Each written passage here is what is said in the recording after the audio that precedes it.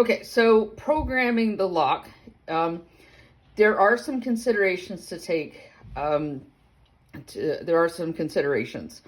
Your FDU, if you hit home, if you notice that the firmware is probably going to be 2.05 or 2.04 because we updated everybody about a year ago due to a issue that we found in all the front desk units.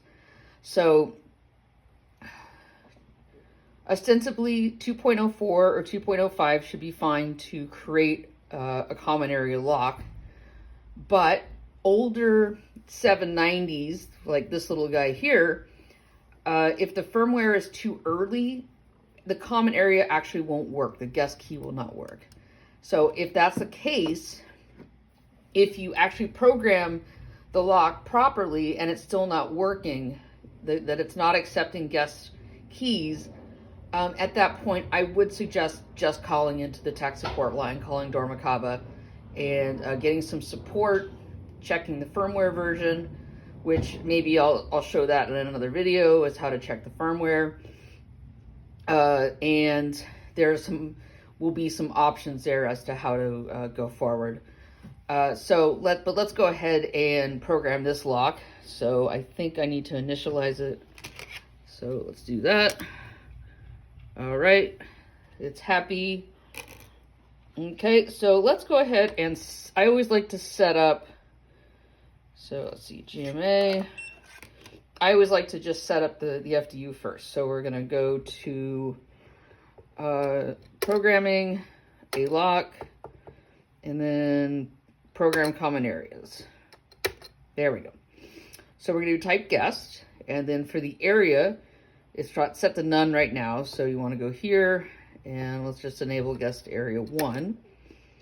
Now, you have these flexible time zones, and this is like a pool lock or a fitness room lock where you want to lock people out after, lock people out of the pool, say after 10 p.m. There are some considerations for that as well. Older locks plus these newer FDUs sometimes don't mix perfectly and the time zones don't work. If that's the case, again, you want to contact KABA for assistance.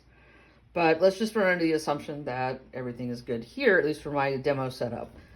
So I'm going to go ahead and just leave the flexible time zones alone for now. What I'm going to do is just program this as a guest key card. So let me find my programming key.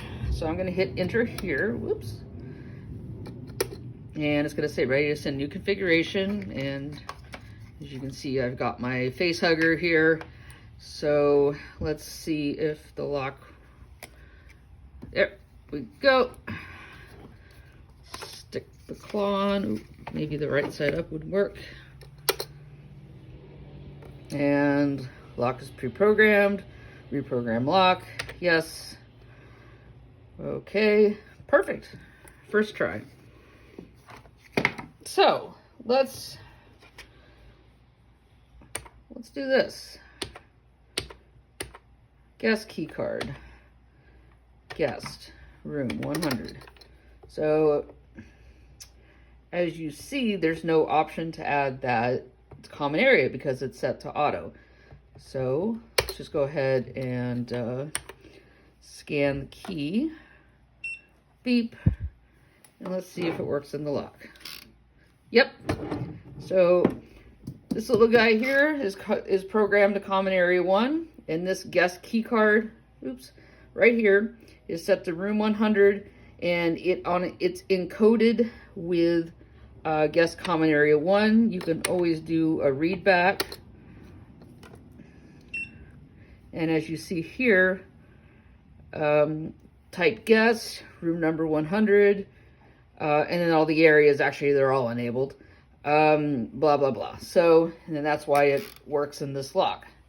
So that's pretty much the basics of how to do this. And I mean, if you think about it, since you have 8 common areas to play with, that you have options in terms of what you give access to and what you don't give access to automatically.